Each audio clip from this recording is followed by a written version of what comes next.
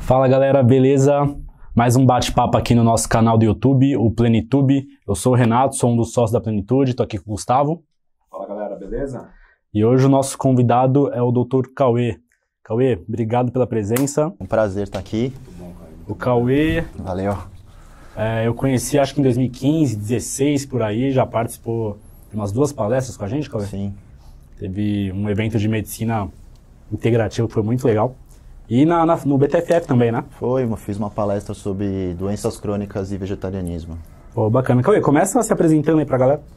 Então, meu nome é Cauê, né? Eu trabalho há aproximadamente uns 8 anos com nutrologia. Eu me formei em medicina aqui em São Paulo, na Santa Casa de São Paulo. E uma coisa que influencia muito na minha prática hoje é que eu sou vegetariano faz aproximadamente 10 anos. E tem aí uns 3 ou 4 que eu entrei para uma linha mais vegana mesmo, assim, né? Mas além disso, eu sempre fui muito... gostei muito de esporte, assim, desde a faculdade eu treinava. Aliás, desde adolescente eu faço algum esporte. E na faculdade eu treinei atletismo, eu corria, eu tinha 10 quilos a menos, então era mais que 10 quilos a menos, então era bem mais fácil correr na época. E... na verdade, eu sempre quis trabalhar com algo relacionado à nutrologia e à medicina do esporte, mas por uma influência familiar, assim, eu quase fui pro lado da estética. E quem me salvou, assim, nesse caminho, muito sem querer, por um acaso aí do destino, foi o Volpi, né? Comecei a trabalhar com ele como assistente dele na clínica que ele estava inaugurando. E na época eu ainda achava que eu ia trabalhar com estética, mas eu fui lá, né, de curioso e tal, e aceitei o convite dele porque eu gostava, eu tinha uma afinidade pelo que ele fazia. E aí depois de um tempo trabalhando junto com ele, assim, mais ou menos 1 ano, ele virou: Cauê, eu acho que você leva jeito para isso que você está fazendo hoje, né? Tipo, os pacientes gostam de você, você gosta disso. Estética que você tá falando era dermato? Dermato, eu tava indo para dermato. Era quase certo que eu ia trabalhar com isso. E aí eu comecei, isso aí mexeu muito com a minha cabeça, né? Eu falei, eu sempre quis ir para essa linha, por uma influência aí familiar eu acabei mudando de ideia, mas talvez seja isso que eu tenha aí nascido para fazer, né? E aí eu fui estudar nutrologia mesmo, e depois que eu fiz a minha formação em nutrologia, eu comecei a trabalhar com o Volpi, a gente ficou vários anos juntos, e consegui crescer muito na área. E eu acho que eu consegui, assim, tive uma boa oportunidade, mas ao mesmo tempo eu me identifiquei muito com o que eu estava fazendo. Na época, o vegetarianismo era uma coisa que eu tinha para mim, e eu não falava muito, porque não era tão comum como é hoje em dia, né? Você falou que isso foi há 10 anos. Faz 10 anos. Então, assim, na época eu aderi ao vegetarianismo por uma questão mais filosófica, por uma influência de uma amiga que eu tinha. E quando eu aderi ao vegetarianismo, foi assim, tipo, eu não sabia se aquilo ia ser bom ou ruim para a saúde ou para a minha performance, né? Mas a questão ideológica, assim, me abraçou. Eu falei, bom, mesmo que eu não treine tão bem, talvez seja esse um caminho mais ético e justo comigo mesmo. Foi pela causa animal? Foi pela causa animal, foi pela... animal, ambiental e social, né? Que são os impactos que a gente acredita que o vegetarianismo tem. Não só pelo jeito de você lidar com o animal industrialmente, mas também pelo impacto de poluição e destruição de bioma que isso causa, efeito estufa, né? O gado, se os gados montassem um país, eles seriam lá pelo 4º país mais poluente do mundo, né? Então essas coisas pesaram muito na minha decisão, e um pouco da questão social, porque existe aí um desvio de recursos naturais, de alimentação vegetal, para poder alimentar o gado, para poder ter carne para uma parcela da população, e uma outra parcela fica com um déficit aí na alimentação. Então essas coisas foram que me influenciaram mais. E eu que sim, uma surpresa muito boa é que com o passar do tempo eu fui vendo que, na verdade, o vegetarianismo era muito, muito bom para a saúde. E o veganismo principalmente, né? E hoje eu até tento falar sobre isso, tirando o termo vegetarianismo e veganismo, para falar que é o plant-based. Porque quando você fala em veganismo, automaticamente você vai para uma ideologia. E a ideologia, ela enfrenta a resistência. Então, você propor para uma pessoa uma alimentação vegana porque ela tem um colesterol alto, ela resiste por conta da ideologia.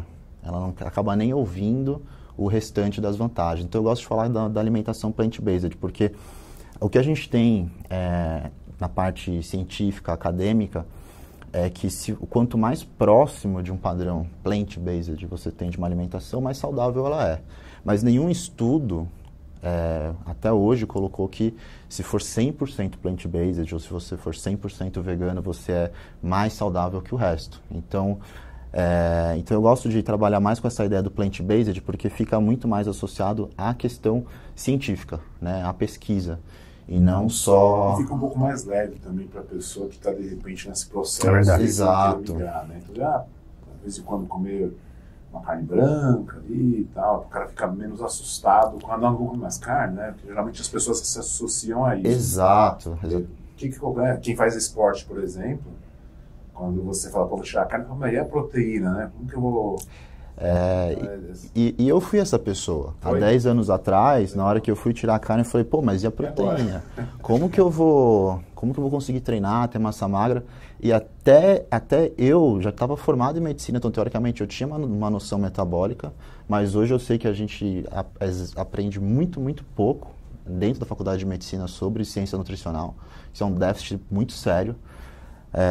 A gente tem mais tempo de treinamento na faculdade de medicina em reverter um infarto, uma doença coronária, do que na prevenção, né? E eu vejo que o caminho hoje, né, de uns anos para cá, é focar muito nessa questão preventiva, né? Então, estilo de vida e alimentação para as pessoas não ficarem doentes, ao invés de você querer resolver tudo com remédio, né? De ficar dando estatina para todo mundo.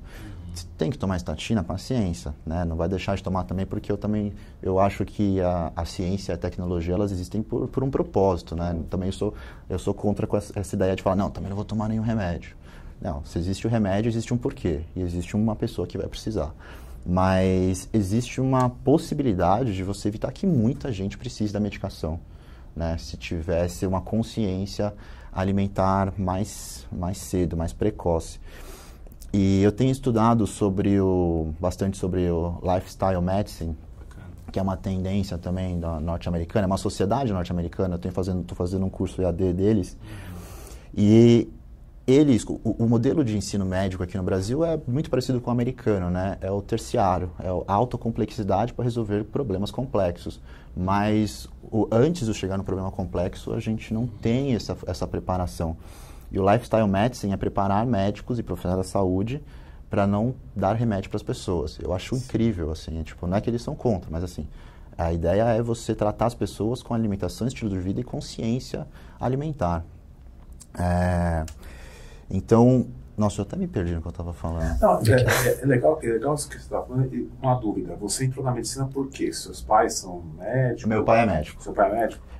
Seu pai é o médico? O pessoal usa muito o termo, né? Cartesiano. Meu pai é cartesiano. Cirurgião, cartesiano. E ele, como que você troca ideia com eles a respeito disso? Ou no almoço nem fala disso? Cara, o meu pai é uma pessoa que... Ele é um cara muito inteligente, ao mesmo tempo tem uma opinião muito forte. Então não é uma pessoa que você vai sentar e conversar e em 5 minutos ele vai abraçar você vai abraçar o que você está falando. Mas eu percebi com o passar do tempo também como que progressivamente ele soube ouvir algumas questões. Quando eu falei há 10 anos atrás para ele que eu ia virar vegetariano, ele não entendeu nada. E agora, às vezes, chego na casa dele e no almoço tem uma feijoada vegetariana, tem não sei o que vegetariano. E não é que ele preparou porque eu ia lá, é porque porque ele já tem feito isso, né? E há muitos anos ele restringe a alimentação com carne, até por conta da saúde dele, que ele se deu conta de que tirar a carne vermelha era uma coisa importante na época, né? Você acha que aos poucos a medicina vai caminhar realmente por esse caminho, assim? Ocidental, né? Porque oriental a gente já sabe que tem isso mais arraigado, chinês, né? Há muitos anos já. Né? Agora, o ocidental, você acha que a medicina vai caminhar para esse para essa direção? Eu tenho certeza, assim, é o que eu percebo, é o que eu vejo acontecendo, eu só não sei como que isso vai entrar no ensino médico tradicional, né? Porque a faculdade de medicina já é muito longa, já são 6 anos. Você acha que isso entra no currículo básico ali da medicina ou vai para as pós? Eu acho que entra, mas aos poucos. E a gente hoje no Brasil tem muito mais faculdade de medicina do que quando eu fiz medicina, né? Inauguraram várias faculdades de medicina. Existe uma visão negativa da parte médica em relação a isso, de você perder a qualidade do ensino médico, perder a qualidade do aluno, mas eu percebo que tem um lado positivo, porque eu vejo, por exemplo, que existe mais abertura em algumas faculdades mais novas para colocar isso no currículo do que nas que são já tradicionais, já são um pouco mais engessadas. Sim. Que elas já têm um currículo mais... de anos também, né? Já está aquele currículo... Os professores são aqueles catedráticos, antigos. Sim. E aos poucos vai aparecendo, às vezes um cara que é mais novo, de alguma especialidade, que assume, né, uma cadeira, alguma coisa numa faculdade, ele já tem essa visão que é mais recente. Não tem jeito, né? O cara que é formado há mais tempo, ele não está errado. Nossa. Mas não chegou aquela informação para ele durante a formação. Essa informação que está chegando para mim, né? Então, ainda vai ser muito dependente disso, de pós-graduação, de curso de aperfeiçoamento, até do EAD, né, que é o que eu estou fazendo com o Lifestyle Medicine. Mas eu acho que aos poucos vai entrar, por quê? Porque às vezes o cara que é um professor, o coordenador, ele está aprendendo isso numa pós, num curso paralelo, e ele vai, de uma certa maneira, adentrar aquilo no currículo. No Brasil, a gente já tem o Colégio Brasileiro de Medicina do Estilo de Vida. Sim. E ele é uma sociedade recente, ele está abrindo o seu próprio espaço, entendeu? Em breve, vai ser mais reconhecido. Sim. Vai ter mais gente que vai saber da existência do Colégio Brasileiro de Medicina do Estilo de Vida. Hoje em dia, pouquíssimos médicos devem ter ouvido falar. Eu sei porque eu fui ficar sabendo pelo americano, que aí o americano, olhando... sites, parceiros e tal, eu vi que tinha um brasileiro. Falei, pô, já tem um braço brasileiro fazendo isso. Então, vai ainda ganhar seu espaço? Eu acho inevitável, porque eu percebo que existe já essa noção de que você trabalhar com a medicina resolutiva e complexa é muito caro. É muito caro. Então, é muito mais caro você fazer uma cirurgia cardíaca, né, uma revascularização, do que você ensinar a pessoa, anos antes dela ter um acidente cardíaco, que ela não deveria estar comendo gordura saturada, né? Então, essa visão, acho que até financeira do negócio, de você diminuir o rombo lá na frente, vai fazer com que exista mais desses assuntos, dessas teorias numa formação mais básica. Sim, eu acredito muito que a gente está vivendo o começo de uma era de transição na medicina, né, aqui, sei lá, nos próximos 10 anos, ou no máximo nos próximos 20 anos, todos esses conteúdos vão estar presentes na grade, porque não tem como você fazer medicina não se preocupando com a prevenção, não tem como você fazer medicina sem pensar em nutrição, cara, pô, talvez seja o principal pilar aí da saúde, seja a alimentação. Não tem como você fazer medicina hoje em dia sem você aprender um pouco da relação do intestino com o resto do corpo. Essa questão do intestino que eu falo bastante em consultório, falo para meus amigos, eles falam em palestra, mas as pessoas ainda não entenderam a importância disso. As pessoas ainda não entenderam que se você não comer certos tipos de fibra com qualidade, a sua microbiota vai ser uma microbiota que produz mais elementos que formam aterogênese, por exemplo, ou que influenciam na formação de neurotransmissor. Então, enquanto a gente tem hoje pessoas tomando remédios para controlar colesterol, ou para corrigir problemas metabólicos, ou para resistência insulínica, ou remédio psiquiátrico, né? E se não cuidar da dieta, não adianta nada. Porque você tem o intestino forma serotonina, forma 90% da serotonina do nosso corpo. E se a microbiota estiver alterada, ele vai formar outras substâncias relacionadas ao ciclo do ácido quinurênico, que é tóxico para o sistema nervoso central. Então, você tem pacientes que são resistentes à medicação por conta de maus hábitos alimentares, por conta de desbiose, por conta de leaky gut, por conta de inflamação crônica, por conta de alterações autoimunes relacionadas à alimentação. E essa parte do intestino é sensacional, porque há pouco tempo atrás não se tinha muito essa noção. Eu comecei a estudar isso, acho que de um ano e meio para cá, com mais afinco. E é impressionante que passou 6 meses, já tem várias coisas novas. Sim, não, é o começo de tudo, realmente. Eu acho que é um papo que começou faz uns 10 anos. Até o Lanche estava falando ontem, né? Exato. Assim, acho que lá nos Estados Unidos há uns 10 anos, cara. 10 anos, mas é muito... Até chegar... Demora um pouco pra chegar. Eu acho que tem muita coisa pra descobrir. Não, todo mês sai coisa nova. É bem complexo, né? Sim. Pode falar. Não, quer complementar? Só complementando, então. Essa questão do intestino mexeu tanto com a minha cabeça, assim, com a importância disso, que hoje eu trabalho com a nutricionista na mesma sala. Então, eu tinha um modelo de atendimento que eu numa sala, a nutricionista na outra, eu atendi o paciente, ela atendia esse paciente também, e ela fazia a conduta nutricional e beleza. Quando eu fiquei mais consciente dessa questão da interação do intestino com problemas, com patologias em geral, eu falei, não tem mais como separar. Assim, não tem como eu separar, não, essa é a parte médica que eu cuido, essa parte de nutrição ela cuida. Porque a nutrição vira um remédio, né? Então, a conduta nutricional, o uso de probiótico, como eu acho, por exemplo, que a prescrição de probiótico é muito mais relacionada à nutrição do que a parte médica, mas ao mesmo tempo ele pode ser um remédio. Então, hoje eu atendo na mesma sala, eu, paciente e nutricionista, a gente discute tudo junto. Porque se o paciente não tiver uma boa aderência do plano nutricional, o meu tratamento não dá certo.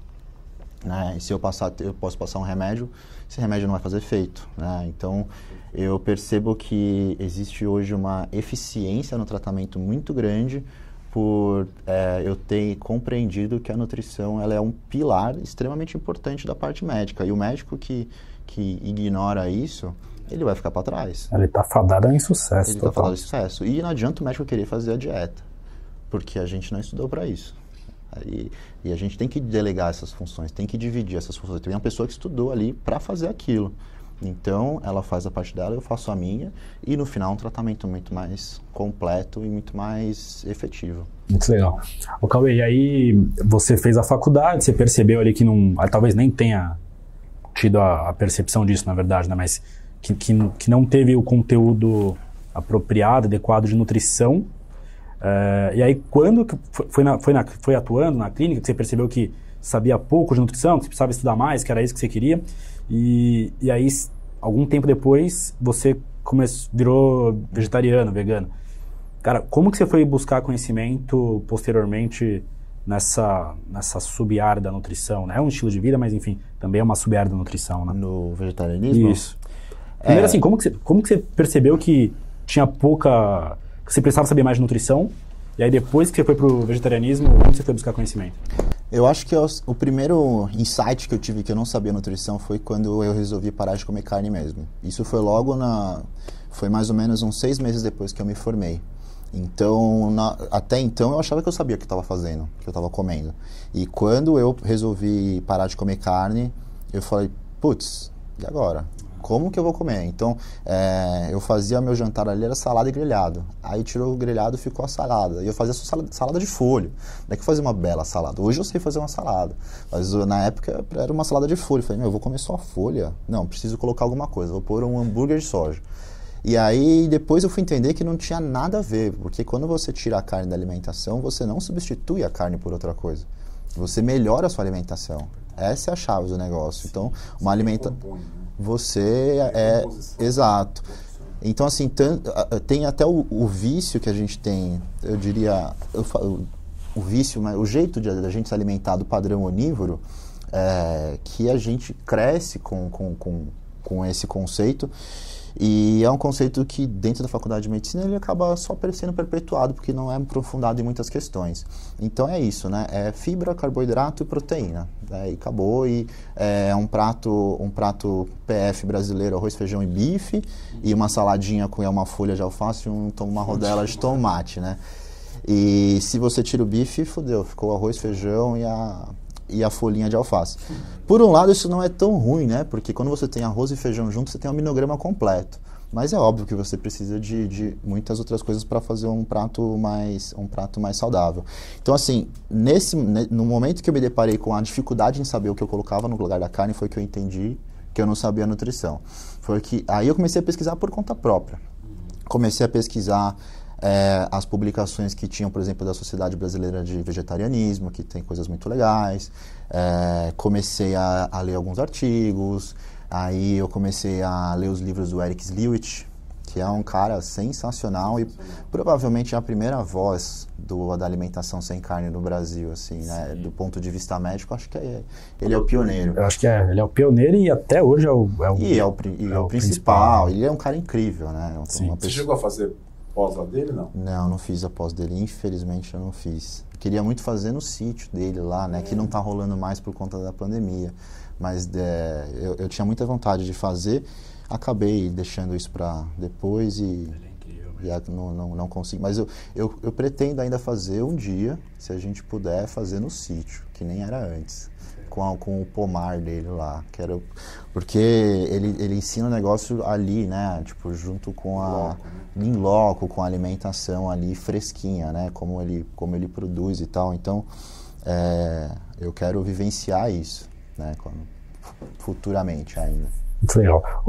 Quer falar, Gu? Não, eu ia perguntar, uma pergunta mais, você trabalha hoje como nutrólogo, acredito que você deve receber lá um pessoal, né, junto com a sua nutricionista, que fala, pô, eu quero ganhar hipertrofia, papapá, mas, aí, vamos voltar de novo, e a proteína, né, como é que vocês têm trabalhado isso, porque a maioria chega, não, eu quero perder aquele papo sempre, né, eu quero perder gordura e ganhar massa muscular. Exatamente. Mas aí eu ganhar massa muscular, como é que você tem trabalhado com a nutricionista, como é que é a interação? Assim, tanto eu quanto a nutricionista não comemos carne, né? Então, ela também segue essa linha. Só que não é uma coisa que a gente impõe para o paciente. Então, assim, como eu falei, eu sou médico, então eu levo as coisas para o lado científico da coisa. Então, se a pessoa chega para mim e fala que come carne, se não for um padrão excessivo, um padrão ruim de alimentação, eu não vou falar que ela está proibida de comer carne, porque eu falo, não, eu sou vegetariano, você tem que ser também. Não, eu sou vegetariano porque eu escolhi isso para mim. Para mim é muito bom. Para você a gente vai considerar, ver o que está errado. Se precisa diminuir carne, isso não precisa.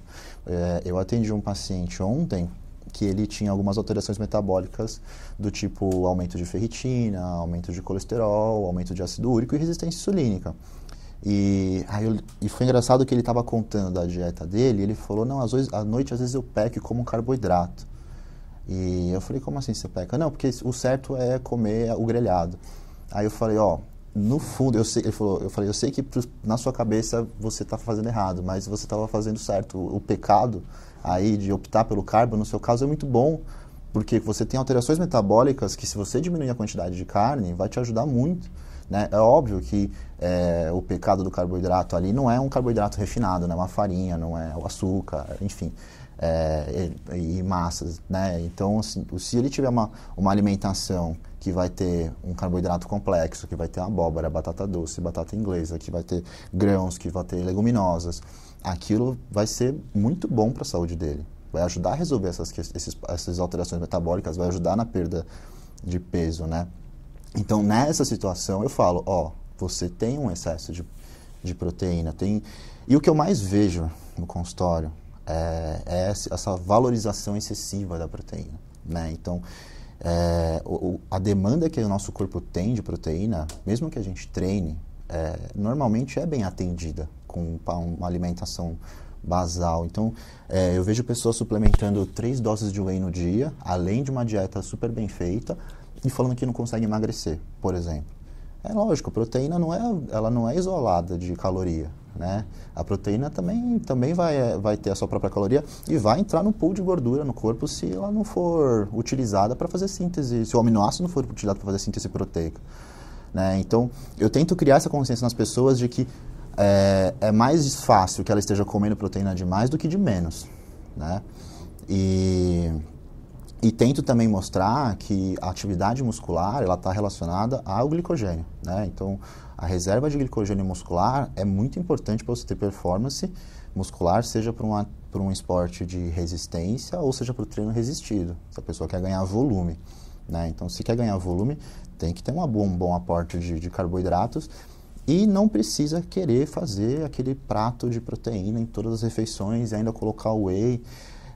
Muitas vezes as pessoas estão só colocando dinheiro no bolso do fabricante, mas não estão colocando não estão sendo... bem supridos. Né? Não estão sendo bem supridos, estão exagerando, né? Então a gente pega o exame e vai estar lá com ureia alta, por exemplo, e eventualmente o colesterol alto, porque está indo mais para o excesso do que para a necessidade. Então, quando eu estou com a Nutri, a gente tenta explicar isso para as pessoas, né? Calma, que não precisa de tanto. E tirar o medo do carbo, porque hoje a gente vive também essa tendência à carbofobia. Né? Pessoas que fogem do carboidrato, fogem do arroz, fogem do feijão, fogem da fruta. E não precisa fugir, né? Não precisa fugir. Vou fazer uma pergunta um pouco mais polêmica, mas fica à vontade de responder. Por que você acha que o governo, né, não só brasileiro, mas os governos, né, por exemplo, os Estados Unidos gastam bilhões, talvez seja o maior gasto com saúde. E é uma população extremamente obesa, doente, etc. Tanto que agora no Covid foi o maior número, né, de mortos, infelizmente. Uma das coisas é justamente pela saúde deficitária. Por que você acha que o governo ainda resiste em fazer uma campanha mais forte? Porque para o Covid, fizeram uma baita campanha, uma pandemia, claro. Mas a obesidade, por exemplo, é uma pandemia mundial global, que já vem há anos. Aí, uma pandemia bem séria. séria. Não tem um trabalho maior de conscientização, de prevenção do governo? Por que você acha que os nossos governantes, né, globais, não brasileiros somente, não fazem uma campanha mais forte? Eu acho que talvez seja uma questão de tempo. E aquele negócio, talvez a água não bateu na bunda ainda. Né? É super sério. Mas é um problema que os caras tendem a negligenciar porque não incomodou tanto. Por exemplo, para o próprio Covid, você acha que existiriam medidas muito mais severas de controle de circulação de pessoas se a gente não tivesse uma saturação do sistema de saúde?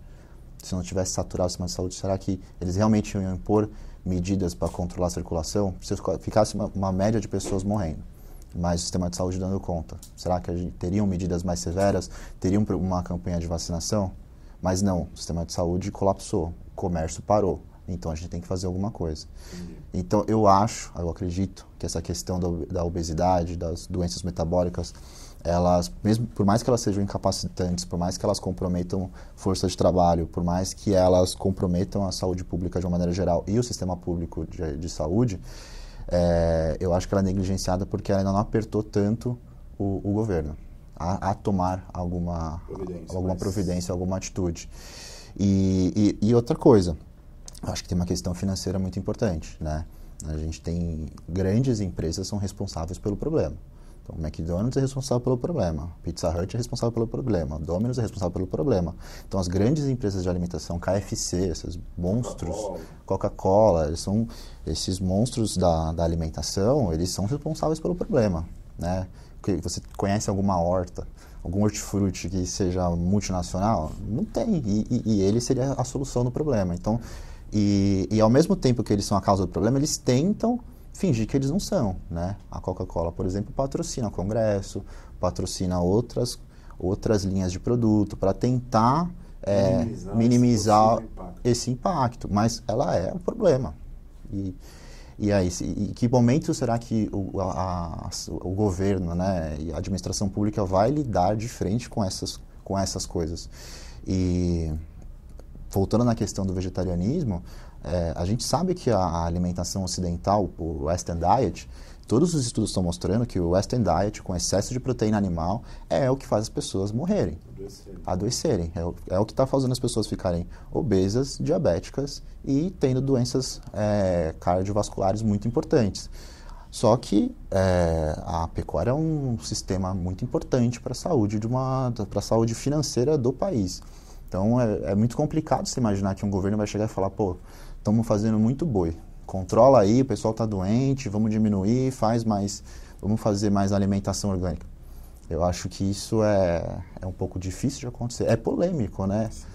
Mas eu acho que é complexo também, são muitas variáveis envolvidas e talvez o financeiro seja o ponto principal. Né? Cauê, o vegetarianismo seria uma solução para as pandemias? estão sempre associados, de repente, à alimentação animal? Você chegou a assistir um filme que chama, acho que Pandemia? Cara, não... Netflix? Que é um filme que... Eu vi que alguém comentou, mas não... Acho que é com o Matt Damon, talvez. Não assisti. Pandemia, Epidemia, uma coisa assim. Eu vi no ano passado, é um filme mais antigo. É um filme que mostra uma pandemia que começa na China e vai para os Estados Unidos, exatamente no mesmo padrão, assim, só que no caso o vírus ele é neurotrópico e ele leva a uma febre com convulsão e as pessoas morrem com uma febre convulsiva. E é interessante que esse filme ele pegou já uma coisa que já se imaginava, que é a possibilidade de um vírus sair do meio ambiente e causar um grande problema para o ser humano. Inclusive, até onde eu sei, aquele programa de vigilância viral que tem, que é lá na China, nos países orientais, mas que envolve vários países do mundo, eles já tinham esse coronavírus mapeado no morcego e eles têm uma graduação de gravidade, né? Então, assim, eles têm eles investigam a possibilidade do momento que ele ir para o humano, o quanto que ele pode ser ruim. E esse coronavírus, ele era de média gravidade. Eles não imaginavam que na hora da mutação seria tão sério. Tão relevante. Mas nesse filme, eu vou até contar o final, porque, enfim, não faz diferença. No final do filme, eles passam o filme inteiro tentando controlar a pandemia e identificar o paciente zero. Da onde veio, por que veio, até verem que veio de um grupo de americanos que estava num evento comercial na China e foram para um jantar e se contaminaram no restaurante porque o cozinheiro estava mexendo com umas coisas cruas. E essa empresa, né, essa multinacional americana que estava ali fazendo aquela confraternização, era a mesma que estava desmatando aquela região da China. E aí, pelo desmatamento, estava tendo uma migração de animal selvagem que acabou levando a contaminação do vírus para o ser humano naquela alimentação que eles fazem com animais selvagens, que é um grande problema, né? Então, se a gente tivesse... Considerando que a expansão pecuária, por exemplo, é grande responsável pelo desmatamento, se tivesse menos consumo de carne, provavelmente a gente teria menos chance de vir um vírus do meio ambiente. Isso é muito provável. Tem uma outra questão que foi apresentada recentemente, que é do ácido ciálico. A gente tem mais ou menos uns 50 subtipos de ácido ciálico. O humano tem um tipo e os animais produzem um subtipo de ácido ciálico que ele não é saudável para o ser humano. E quando existe um consumo de carnes e derivados, esse ácido ciálico estimula uma reação imunológica que gera um processo inflamatório que altera o sistema imune do ser humano, causando possivelmente uma reação exacerbada a infecções como ao coronavírus. Então acharam mais uma outra linha, por essa questão imunológica, que o consumo de animais e derivados predispõe o organismo humano a ter uma infecção mais severa. Então, existem muitos argumentos que levariam a crer que uma alimentação predominantemente plant-based na população pouparia, de uma certa maneira, num certo grau, de novas pandemias. Incrível. Legal. E como foi para você a transição? Assim, foi da noite pro dia? Ou você foi tirando carne vermelha, depois frango, peixe? E aí, como você recomenda para as pessoas que querem fazer a transição? Eu já vi gente falar, tira de uma vez, ou segue essa ordem. Tira primeiro os alimentos que são mais os animais mais senescentes, ou não tira nada, mas aumenta a quantidade de vegetais, enfim. Tem vários padrões que as pessoas tentam seguir na hora de fazer a migração, né? Para mim, foi assim, eu comia todos os tipos de carne, mas a do peixe era a menos favorita, apesar de eu gostar muito da comida japonesa em si. Salmão, curu com shoyu e tudo mais. Mas como minha família, uma parte dela é do sul, eu aprendi a comer carne vermelha desde pequeno, e churrasco, e costela no bafo, e essas coisas. Então, quando me veio essa chavinha na cabeça de que eu ia parar de comer carne, eu pensei, bom, vou começar pela carne vermelha, vou deixar o frango, deixo o peixe e vou tirando aos poucos. Eu não consegui, porque eu parei a carne vermelha e aí eu não consegui continuar comendo a branca. Então eu falei, putz, ou eu faço... Na hora que eu estava comendo a carne branca ainda, eu pensei, ou eu paro tudo, ou eu não paro nada, porque meio a meio não vai dar. Mas assim, eu estava muito mais propenso a parar tudo já, porque eu comia com culpa. Eu comia carne branca porque eu pensei que fazer uma transição ia ser mais fácil e se tornou mais difícil, porque eu comecei a comer pensando que eu estava comendo aquilo e falando, pô, que horas que eu vou parar isso aqui? Então foi rápido, porque me veio esse insight de que não fazia sentido comer a carne branca, já que eu já parei a vermelha. Aí eu parei as três de uma vez. É óbvio que quando você para e está acostumado a comer carne com frequência, porque eu tenho muitos pacientes, por exemplo, que pararam de comer carne, mas já não comiam, sabe? Pessoas que nunca gostaram muito, e aí só às vezes os pais achavam que tinha que comer para ser saudável, e comia um pouquinho. Então tem esse padrão de pessoa que descobriu que não precisa mesmo, e beleza, e parou. Eu comia muito. Minha família comia muito também. Então, é óbvio que nas primeiras semanas, assim, eu tive vontade de comer. Mas o paladar mudou. Com o tempo o paladar muda. Com o tempo aquela vontade de gordura animal, ela desaparece. Eu acho que talvez seja parecido com outros padrões de alimentação, tipo quando você come muito açúcar. A pessoa que come muito açúcar, ela acha que ela não vai viver sem. Ela entra em parafuso se ela tiver que parar. E aí ela para. Se ela passar um tempo sem, o que acontece? Ela fica de boa. É óbvio que o mecanismo é completamente diferente, estou só fazendo um paralelo, né? Então... Deixa de ser comportamento, né? Deixa de ser um comportamento, né, alimentar que a gente... o comportamento, é o hábito alimentar, e nessa questão, quando você tem uma alimentação meio junk, assim, então tem gordura, tem conservante, tem açúcar e tudo mais, parece ruim a comida que é natural. Parece ruim o gosto da fruta, parece ruim a alimentação menos temperada, né? E depois que você acostuma com a alimentação menos temperada, com menos coisas envolvidas, ela é muito mais saborosa. E aí o ruim é o outro, parece gosto de plástico, né? Então, eu acho que é uma questão, isso, de hábito alimentar.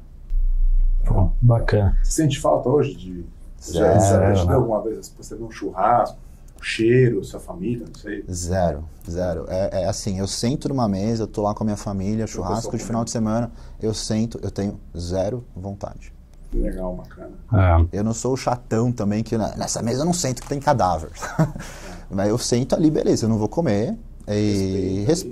Não adianta. Assim, da mesma maneira que eu espero que as pessoas respeitem a minha opção, eu tenho que respeitar o tempo das outras pessoas. Então, cada um tem a sua própria consciência e o seu tempo de entender essas coisas.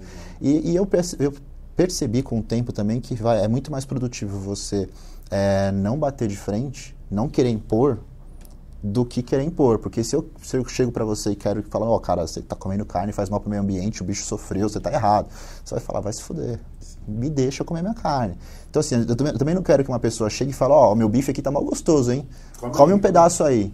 Isso me incomodaria. Então, se eu não fico impondo pras pessoas, elas não impõem pra mim e fica tudo melhor. E fica tudo bem. E com o tempo eu percebi que não impor era muito mais produtivo. Por quê? Porque criava curiosidade nas pessoas. Então, hoje eu percebo que é mais fácil quem está perto de mim aderir ao que eu estou fazendo por uma curiosidade ou por um respeito do que porque eu falei que era melhor. Muito legal. Muito legal. A gente já está falando bastante disso, né? Porque aparentemente o plant-based é um pilar essencial para a saúde. E essa conscientização, né, da ecoconsciência alimentar aparentemente é o futuro e é o que a gente deve fazer para preservar o mundo, né? Uhum. Mas vamos entrar em outras questões de medicina aqui. Tá. Cauê, a gente está tentando difundir aqui na Plenitude essa questão da medicina preventiva, humanizada, funcional, integrativa, estilo de vida. No começo do nosso bate-papo você falou sobre medicina do estilo de vida. Você consegue falar um pouquinho sobre isso, de onde veio, quais são os pilares, enfim? A medicina do estilo de vida, ela é voltada para essa medicina onde você não vai prescrever remédio e vitamina e suplemento.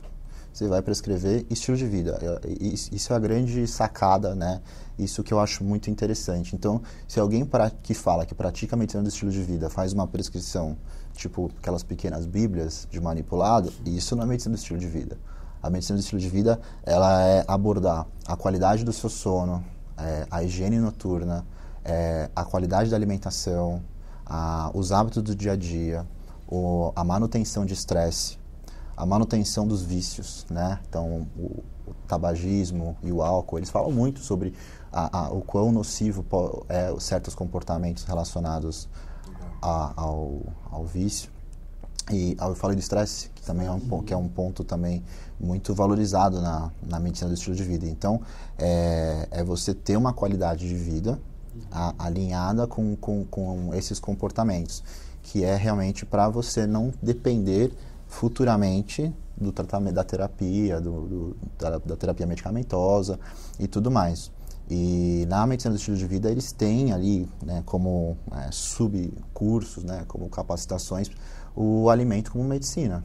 Então, eles formam o profissional da saúde para saber conversar com o paciente sobre as propriedades dos alimentos e como utilizar os alimentos, porque isso é um déficit muito grande para o médico, né? Então, aquela consulta dos 15 minutos, dos 20 minutos, você chega e fala, pô, não sei o que, meu colesterol tá ruim, toma um remédio, tchau, minha glicemia tá ruim, toma metformina, beleza, volta daqui 3 meses.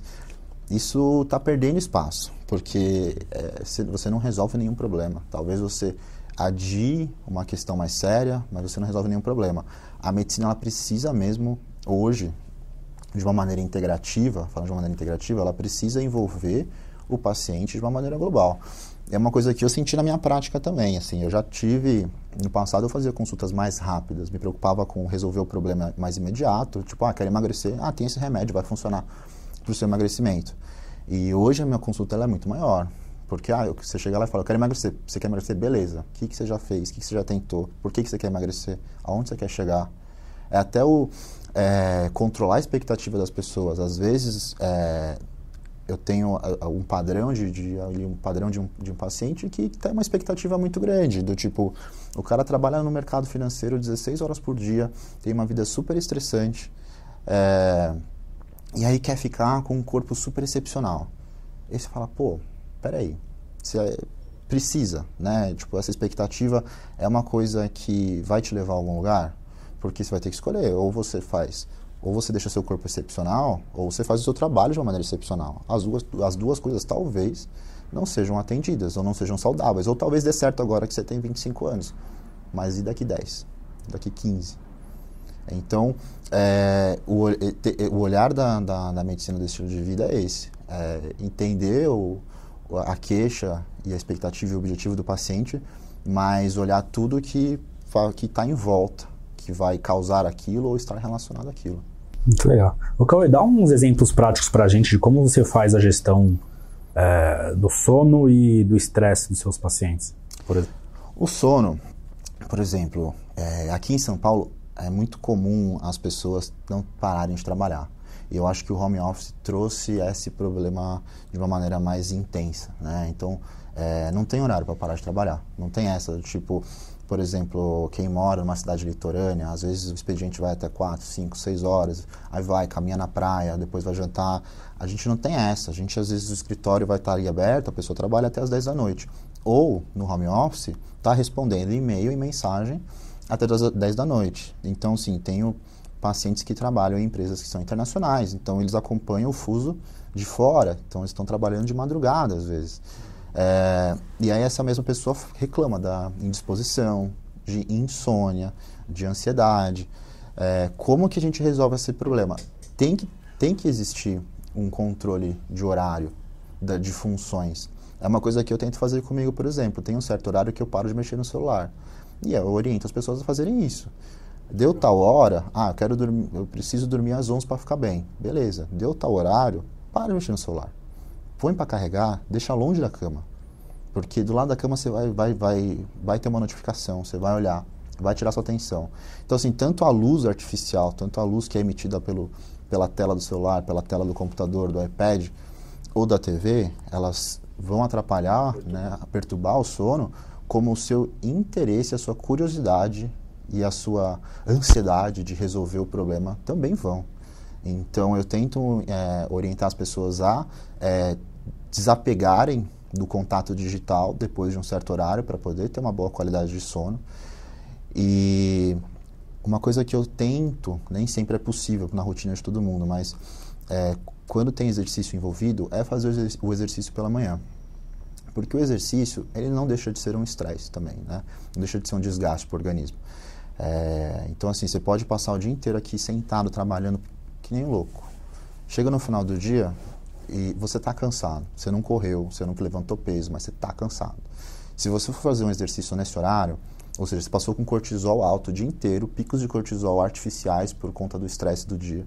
Aí você vai e joga um exercício no final do dia. Estimula o cortisol mais uma vez, estimula a adrenalina mais uma vez. O que vai acontecer? Esse equilíbrio anabólico, catabólico do corpo, ele vai ser mais difícil de ser alcançado. Então, a qualidade do sono tende a ser pior, porque você se agitou muito no final do dia. Agora, colocar uma atividade física no começo do dia, combinando com o primeiro pico de cortisol do dia, que é o que a gente tem quando a gente acorda, provavelmente vai ajustar melhor esse relógio biológico. E, às vezes, não precisa ser um grande exercício, né? Então, começa fazendo 10 minutos de exercício de manhã, acorda, faz 10 minutos, depois, daqui um mês, faz 15, depois faz 20, até virar um hábito que eventualmente vira uma academia logo cedo. Então, eu tento também explicar essa questão do tipo da demanda de energia, tanto da atividade física, quanto de trabalho, quanto de estudo, a direcionar isso para os horários onde o sol está para cima, né, que seria o mais fisiológico, e quando o sol cai, diminuir essas demandas de energia, seja do exercício, seja do estudo, seja do trabalho. E isso tende a fazer as pessoas se sentirem melhor. É uma estratégia que eu sigo. Bacana. Muito legal. Muito legal.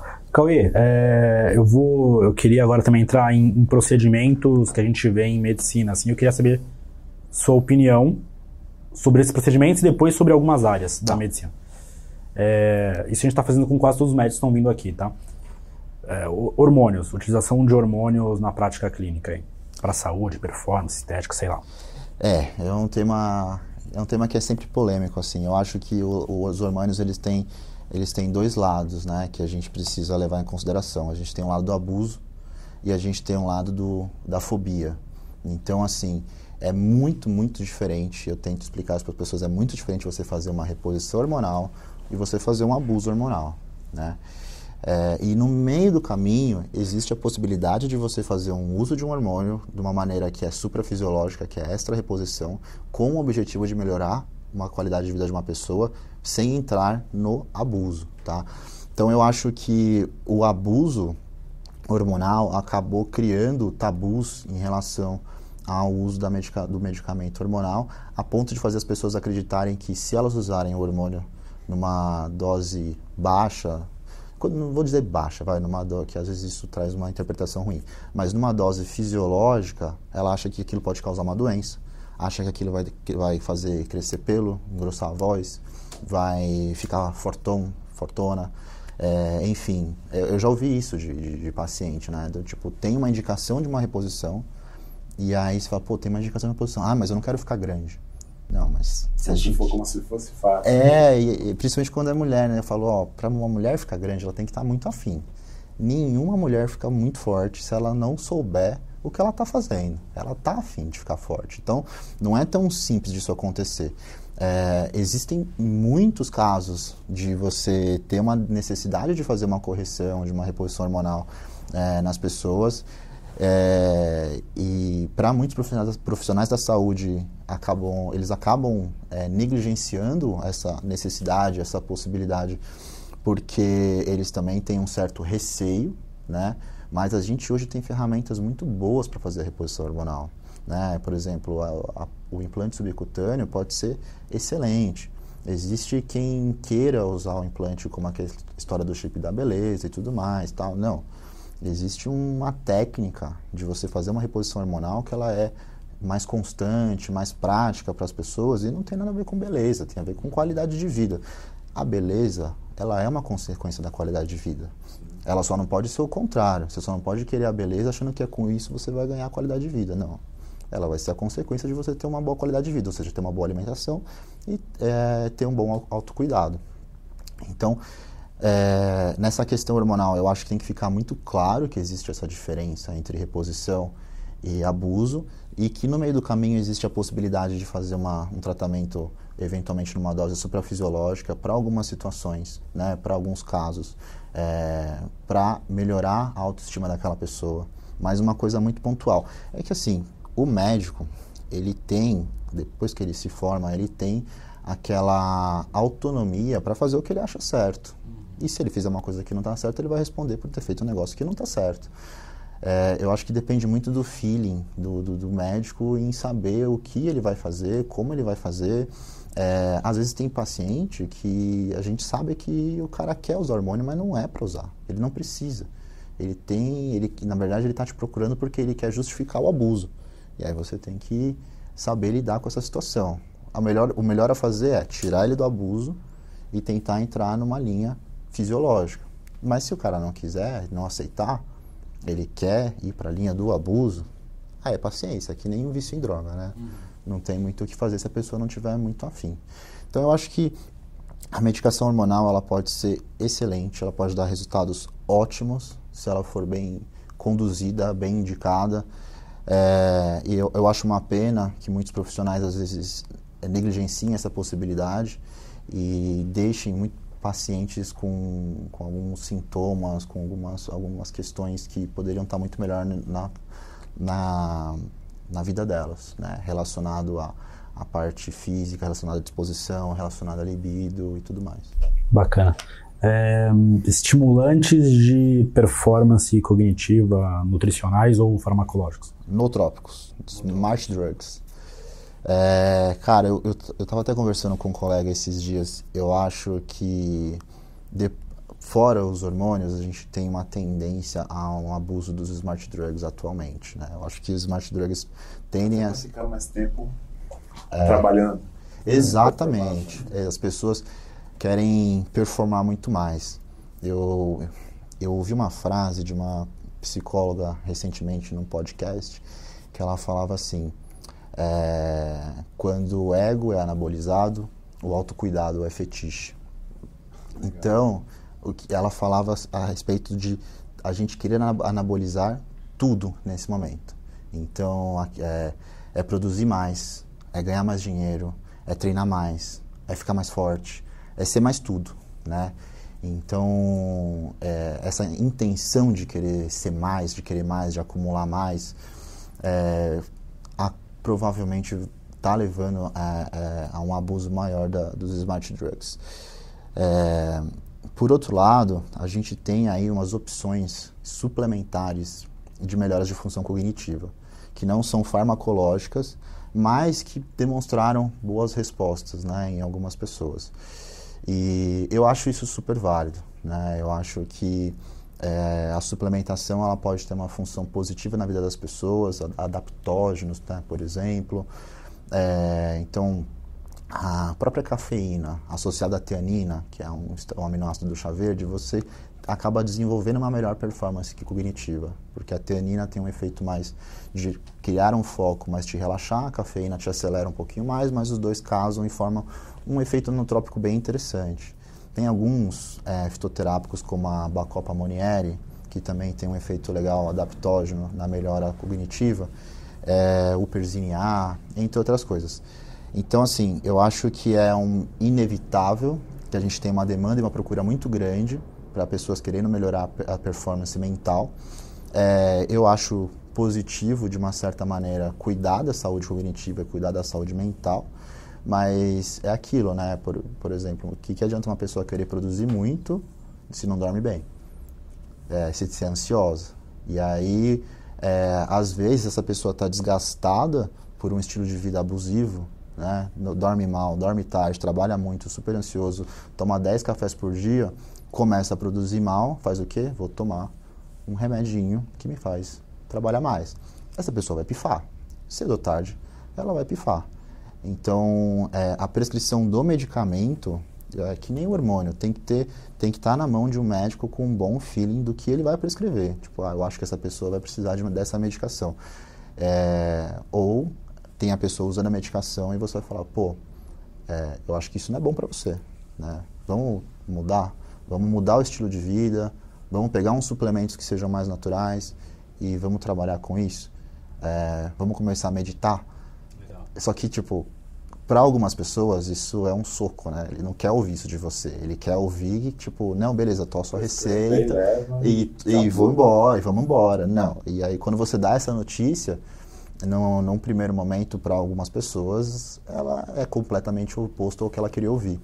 Mas se essa pessoa sentir na pele o problema daquela reação abusiva, anabólica mentalmente que ela está fazendo, aí talvez ela entenda que ela tenha que seguir um outro caminho. E é um caminho que pode produzir muito, que isso é difícil de fazer as pessoas entenderem. Você pode produzir muito cognitivamente, sem trabalhar tantas horas no mesmo dia, sem tomar tantos cafés, sem abusar tanto de você mesmo. Cauê, uma outra área que eu acho essencial para a qualidade de vida, mas eu vejo pouco médico falando, não sei se é por tabu, por vergonha, preconceito, saúde sexual, cara. Aparece na clínica alguma coisa do tipo, você trabalha ou indica para alguém, enfim. As pessoas têm vergonha de falar de alguma coisa do tipo? As pessoas têm vergonha de falar. Eu tenho como hábito perguntar nas anamneses, pelo menos da libido da pessoa. E eu percebo que mulheres têm mais facilidade para expor isso, falam com mais naturalidade. Homens às vezes escondem isso ou esconde por um tempo. Eu até, na hora que você me perguntou da medicina do estilo de vida, eu esqueci de falar dessa questão da saúde sexual, que também é um ponto que é valorizado no estilo de vida. Porque eu acho que sem uma boa saúde sexual, dificilmente você vai ter uma boa qualidade de vida, um bom estilo de vida. E às vezes as coisas que estão te envolvendo, né, que na verdade podem estar impactando na saúde sexual, pode ser fisiológico, pode ser hormonal, como pode ser o estresse, a composição corporal e a privação de sono. Eventualmente sim, eu acabo indicando para outros profissionais se for algo que eu não sei lidar ou se for algo complexo, mas eu acho difícil de conduzir uma consulta em um trabalho mais integrativo sem levar isso em consideração. Bacana. Você tem alguma opinião sobre medicina de precisão, genética médica, genômica nacional, nutrigenética?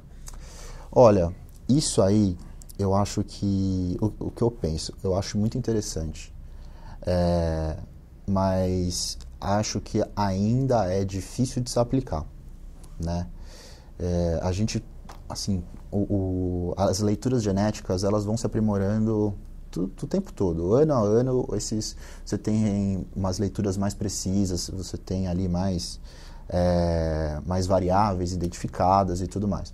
O que eu percebo no que a gente tem no mercado aqui atualmente fazer o teste genético não tem mudado muito a conduta ou a vida das pessoas, né? Então, às vezes a gente faz, eu na verdade indico pouco, e a indicação vem mais da curiosidade do paciente do que porque eu acredito que fazer aquele teste genético é necessário para mudar a minha conduta, né?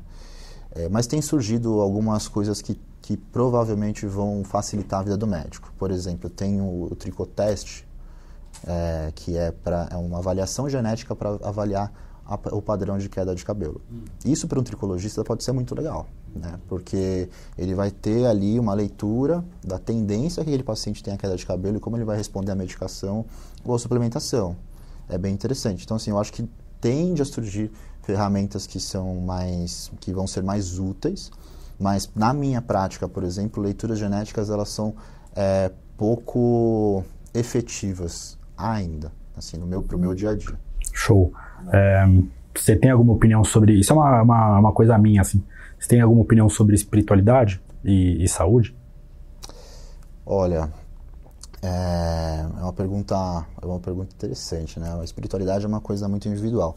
Eu mesmo não tinha espiritualidade, nunca tive. Na verdade, eu venho de uma família católica, fui batizado, nunca segui o catolicismo e na minha adolescência, assim, que eu era mais rebelde e tal, comecei a ler Richard Dawkins, essas coisas, e me rotulei como um ateu. Depois que eu amadureci, eu preferi falar que eu era um agnóstico, porque eu cheguei à conclusão que eu não podia negar uma coisa que eu não sabia, que eu não tinha como provar, eu não posso provar que existe, não posso provar que não existe. E ao longo do tempo, eu comecei, quando eu estava, pouco tempo depois que eu me formei, eu comprei um livro, eu estava indo para um plantão noturno, eu comprei o Siddhartha, do Hermann Hesse, que sabe qual que é? É uma biografia do Buda, né? E eu achei aquele livro, eu li no plantão entre um paciente e outro, assim, aí como era noturno, era inverno, eu lembro que tinha pouco paciente para atender. E aquilo mexeu muito comigo. Desde então, eu comecei a me interessar cada vez mais pela espiritualidade do ponto de vista oriental, né? Hoje eu acredito que a espiritualidade ela pode ser uma coisa muito individual e totalmente fora de dogmas ou padrões ou coisas pré-estabelecidas. E assim, acho até mais certo, né? Tipo, como que eu posso te ensinar sobre espiritualidade se eu não sei o que ela realmente é? Então, eu acho que a espiritualidade ela é uma descoberta de cada um e cada um no seu tempo também. E também não acredito que tenha maneiras erradas de se vivenciar a espiritualidade. E hoje eu acredito que aquele ateísmo fervoroso que eu tinha quando eu era adolescente também não é uma coisa legal, tá? Não é uma coisa positiva. Às vezes é mais uma revolta com o mundo material e aí acertava na parte espiritual do que necessariamente uma conclusão que eu tive. E eu percebo que a espiritualidade, quando ela está bem trabalhada, ela é um ponto a favor da saúde. Isso, eu acho que saúde espiritual e saúde fisiológica, elas andam muito próximas. Muito bacana. Eu acho que indo para a reta final, lembrei agora, você já deu uma aula pra gente numa feira de CrossFit, de performance, nutrição e CrossFit. Conta a sua história aí, a sua história com o CrossFit. Você é um praticante, né? Eu conheço, eu tenho alguns amigos que passam com você e foram até você para melhorar a performance em CrossFit. Uhum. Conta um pouquinho pra gente da sua história, enfim, o que você pode falar pra gente sobre isso? O CrossFit, assim, eu sempre gostei de esporte, né? E aí eu comecei, há uns 4 anos atrás, começou a aparecer pessoas do CrossFit para eu atender. Aí aparecia um, aparecia outro, e eu comecei a ficar curioso com aquilo. E eu lembro que alguém falou, não, você não quer aprender, quer começar a treinar? Aí eu falei, putz, eu tenho um pouco de medo, porque eu acho que eu vou viciar nessa parada. Eu gosto de atividade física e pelo que eu tô vendo desse modelo de treino aí, eu acho que eu vou pirar nisso aí, não vai dar certo. Mas não consegui escapar. Teve uma paciente minha que ela gostava muito, ela me levou para uma competição, ela falou, não, você vai ver a nossa equipe competir, e de um box que era lá da Zona Leste, e depois a clínica, né, quando eu trabalhava com o Volpe na época, a gente fez uma parceria com o box de CrossFit aqui de Itaim. E aí comecei a atender as pessoas do box, começaram a vir os coaches e tal, e um coach falou, não, o que você não quer? Eu te ensino. Aí eu falei, pô, tenho uma dor no ombro, tenho receio. Não, eu te ensino, vou fazer um personal de CrossFit para você conhecer. Aí fudeu, né, pirei. Ainda cheguei e falei, não, vamos dividir a semana. Eu vou vir 2 dias no CrossFit, 3 eu vou continuar na musculação. E em um mês eu tava 5 dias no CrossFit.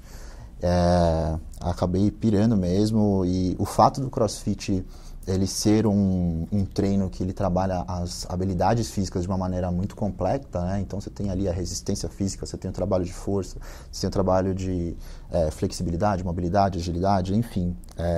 Aquilo eu achei sensacional. Então, esses 4 anos que eu treinei no CrossFit, eu percebi que fisicamente, não estou falando de definição, sabe? Mas fisicamente eu evolui muito, minha mobilidade melhorou muito, minha postura melhorou muito, minhas dores melhoraram muito. Então, assim, eu tinha medo que o CrossFit me causasse mais dor e melhorou. Minha dor no ombro melhorou, minha lombalgia melhorou. Eu me redescobri na atividade física com o CrossFit, isso foi muito bom. Antes de começar o CrossFit, há muito tempo atrás, eu fazia jiu-jitsu. E eu voltei a treinar jiu-jitsu há mais ou menos 1 ano, foi um pouquinho antes de começar a pandemia. E para minha surpresa, o que me ajudou muito a voltar para o jiu-jitsu, não sair apanhando, foi o preparo físico que eu já tinha com CrossFit. Isso me levou a fazer o Level 1, né, do CrossFit. Eu fui fazer, cara, eu queria muito entender aquilo, até para poder ajudar os atletas, os pacientes que eu atendia, porque eu tinha uma noção de periodização de treino, né, uma noção, não que eu entenda assim, mas uma noção relacionada à musculação. Então, quando eu comecei a acompanhar o treino do CrossFit, eu falei, gente, a periodização do CrossFit é outra, um treino totalmente variado, e alta intensidade totalmente variada, né? Era essa a pegada. Eu falei, como que eu vou ajudar a periodizar um atleta se o treino é totalmente variado? Aí eu fiz o Level 1 para entender um pouco mais e poder ajudar um pouco mais nesse sentido, na hora de conduzir suplementação, conduzir dieta e tudo mais. Então, eu tenho hoje assim, um pouco mais de noção em relação a isso. Eu cheguei a fazer algumas competições de cross, assim, mais amadoras e tal. Se voltar a ter competição, se voltar não, vai voltar, né? Uma hora a gente vai ter de novo. Eu pretendo também retomar e cara, fazer o treino do CrossFit me dá muito ânimo para treinar, assim. Agora que a gente voltou às atividades esportivas aqui em São Paulo, a primeira coisa que eu voltei foi o CrossFit. Peguei lá, abri o box, beleza, check-in, comecei a fazer, voltei a treinar, e eu vou num dia, eu vou no outro, e, aquele negócio de você ver as pessoas, interagir e evoluir, enfim, faz muito bem para tem um lance social, né? O CrossFit tem um lance social. Tem um lance social muito legal, muito legal. Então, eu gosto muito do CrossFit. E no passado eu não entendia por que as pessoas gostavam tanto, se envolviam tanto. E cheguei a ouvir pessoas falando, não, esse negócio de CrossFit é moda, cara. Não tem nada a ver com moda, não tem nada a ver com tendência. É uma parada que faz as pessoas se redescobrirem mesmo. E o mais legal, ele é muito democrático. Ele pode pegar um cara que é um puto atleta, né, e fazer esse cara ser um grande competidor, um grande atleta. Ele pode pegar uma pessoa de idade a se movimentar, a trabalhar o próprio corpo. Pode pegar uma pessoa que tem deficiência. Pode pegar uma pessoa que é gordinha e não quer ser nenhum atleta, mas quer fazer uma atividade física.